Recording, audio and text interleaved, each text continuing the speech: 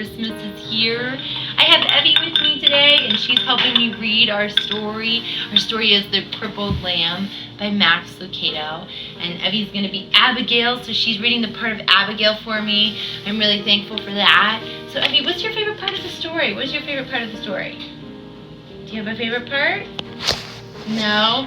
Well, if you, after you listen to this story, let me know what your favorite part was.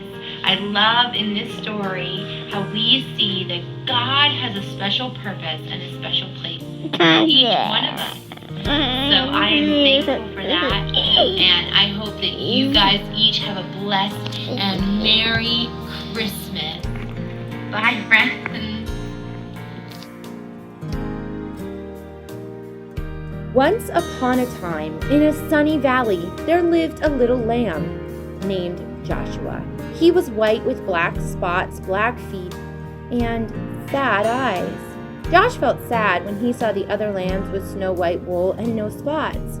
He felt sad when he saw the other sheep with their moms and dads because he didn't have a mom or dad. But he felt saddest when he saw the other lambs running and jumping because he couldn't. Josh had been born with one leg that didn't work, and he was crippled. He always limped when he walked. That's why he always watched while the other lambs ran and played. Josh felt sad and alone, except when Abigail was around. Abigail was Josh's best friend. She didn't look like a friend for a lamb. She was an old cow. She was brown with white blotches that looked like rain puddles on a path. Her belly was as round as a barrel, and her voice was always kind and friendly. Some of Josh's favorite hours were spent with Abigail. They loved to pretend they were on adventures in distant lands. Josh liked to listen to Abigail tell stories about the stars. They would spend hours on the hill looking into the valley. They were good friends. But even with a friend like Abigail, Josh still got sad. It made him sad to be the only lamb who could not run and jump and play in the grass. That's when Abigail would turn to him and say, "Don't be sad, little Joshua. God has a special place for those who feel left out." Josh wanted to believe her, but it was hard. Some days he just felt alone. He really felt alone the day the shepherds decided to take the lambs to the next valley, where there was more grass. The sheep had been in this valley so long the ground was nearly bare.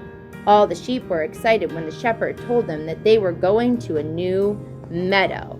As they prepared to leave, Josh hobbled over and took his place on the edge of the group. But the others started laughing at him.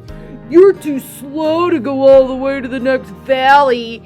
"Go back, slowpoke. We'll never get there if we have to wait on you." "Go back, Joshua." That's when Josh looked up and saw the shepherd standing in front of him. "You're right, my little Joshua. You better go back. The trip is too long for you. Go and spend the night in the stable." Josh looked at the man for a long time. Then he turned slowly and began limping away. When Josh got to the top of the hill, he looked down and saw all the other sheep headed toward the green grass. Never before had he felt so left out. A big tear slipped out of his eye, rolled down his nose, and fell on a rock. Just then he heard Abigail behind him, and Abigail said what she always said when Josh felt sad. "Don't be sad, little Joshua. God has a special place for those who feel left out." Slowly, the two friends turned and walked to the stable together. By the time they got to the little barn, the sun was setting like a big orange ball. Josh and Abigail went inside and began to eat some hay out of the feed box. They were very hungry, and the hay tasted good. For a little while, Joshua forgot that he had been left behind. "Go to sleep, little friend. Abigail said after they finished eating. You've had a hard day." Josh was tired, so he lay down in the corner of some straw and closed his eyes. He felt Abigail lie down beside him, and he was glad to have Abigail as a friend. So Josh was asleep at first. He slept soundly, curled up against Abigail's back.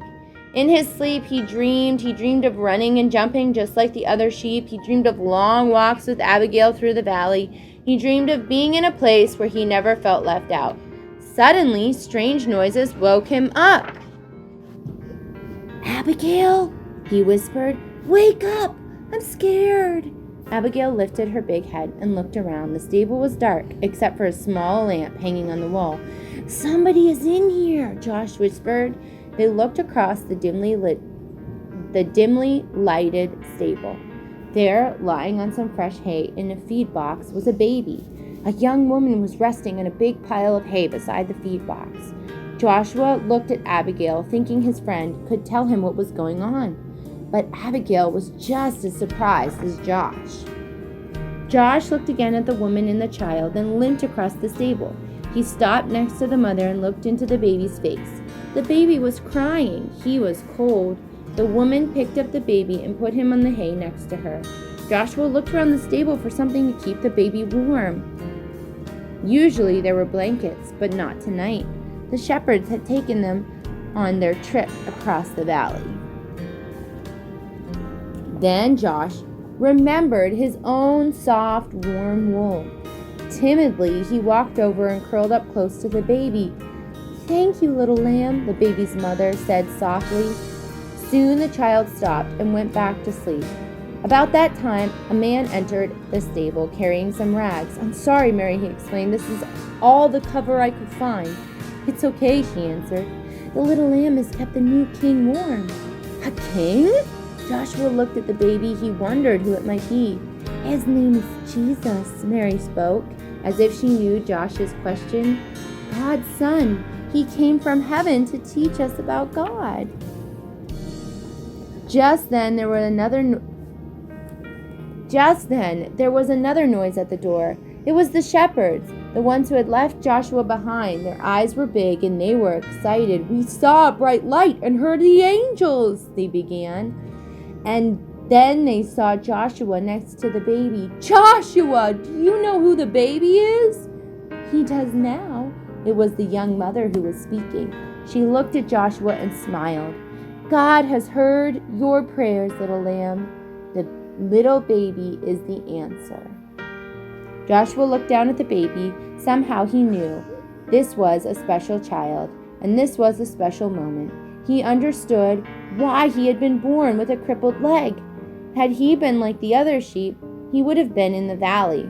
But since he was different, he was in the stable, amongst the first to welcome Jesus into the world. He turned and right back to Abigail and took his place beside his friend. "You were right," he told her. "God does have a special place for me."